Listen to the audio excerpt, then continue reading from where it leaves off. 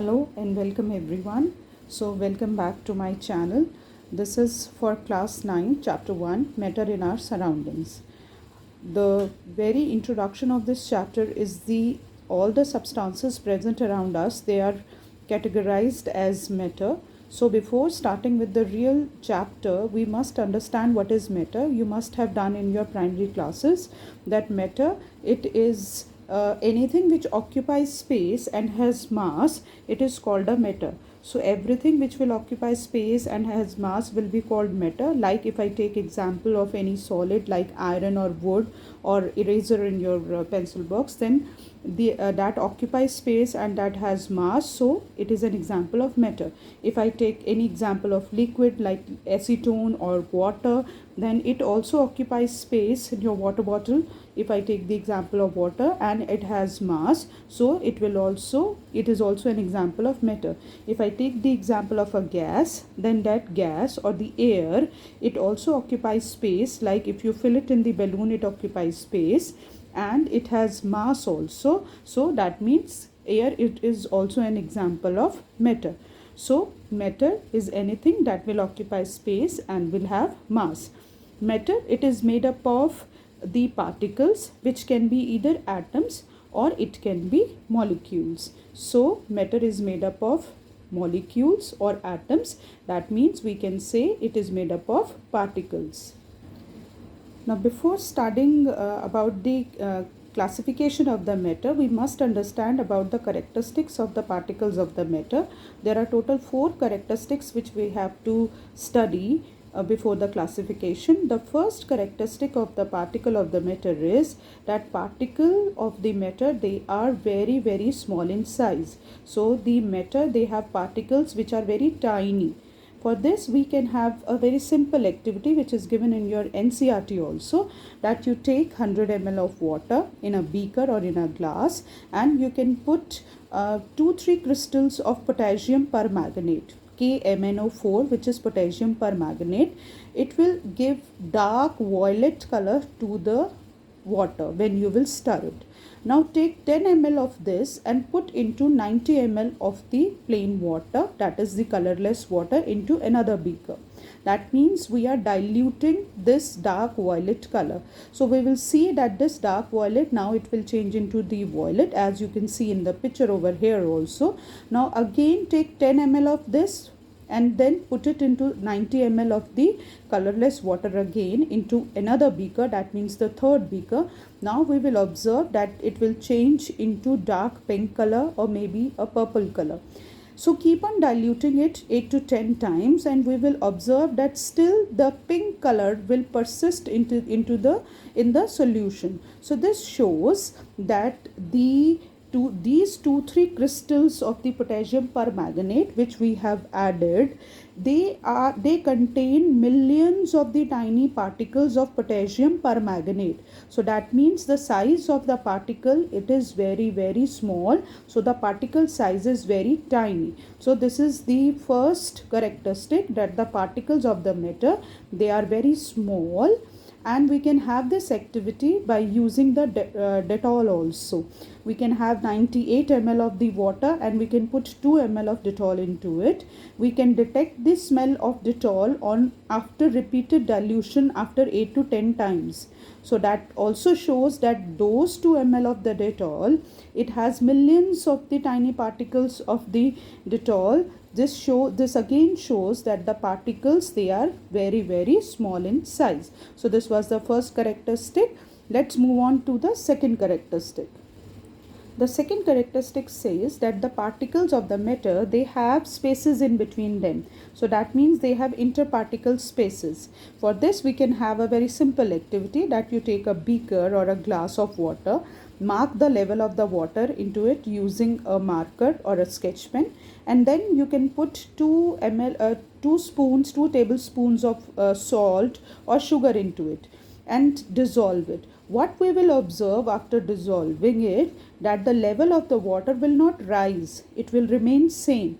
So where has that salt or that sugar particles they have gone? Because the level has not increased in the beaker. These sugar particles or the salt particles, they have occupied the spaces which were present in between the water molecules. So this activity shows that the particles of the matter, they have interparticle spaces in between them, which, so that is why whenever you dissolve something into the water like salt or sugar, or in the earlier example we have used potassium permanganate, that will take the space, interparticle space, and get evenly distributed into the water.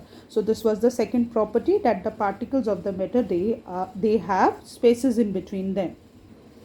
The third characteristic of the particles is that particles of the matter, they are continuously moving.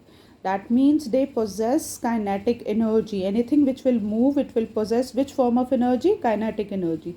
So when the particles, we say they are in continuous motion, that means all of them, they possess the kinetic energy. For this, we have several examples around us. Like we get the smell of the food from a distance. When we are entering into our home, we know that what kind of, from the smell, that what is prepared in the kitchen. Or sometimes it may happens that whenever there is a puja ceremony in our houses, we can have that smell of incense stick from a distance, right? So that means the particles, they are in continuous motion. That is why we can, the smell of the perfume or deodorants, we can also have it from a distance.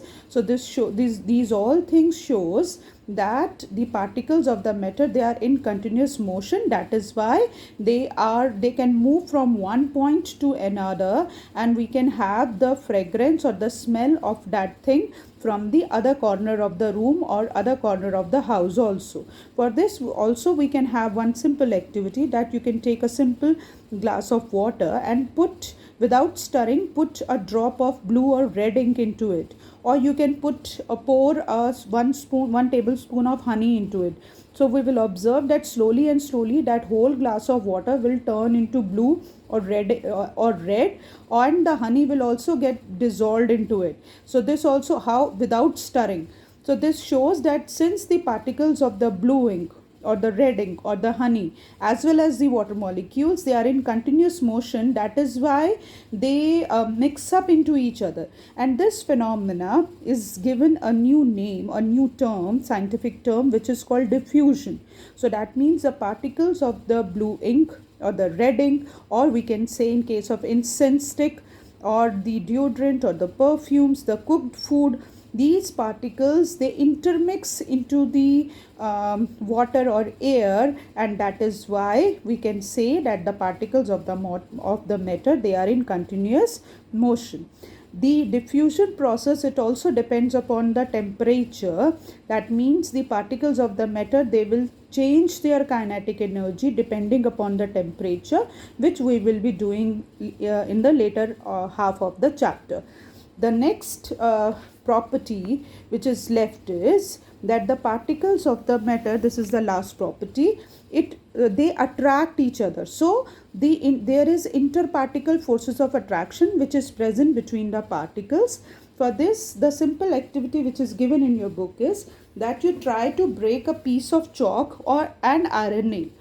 So you require an amount of force to break the iron nail as well as chalk, and that will be different also. You require a different amount of force to break a chalk piece, and you require a different amount of force to break an iron nail.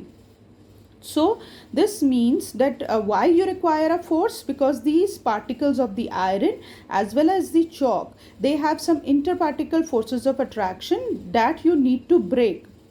And when you will break that interparticle forces of attraction, then only it will turn into pieces.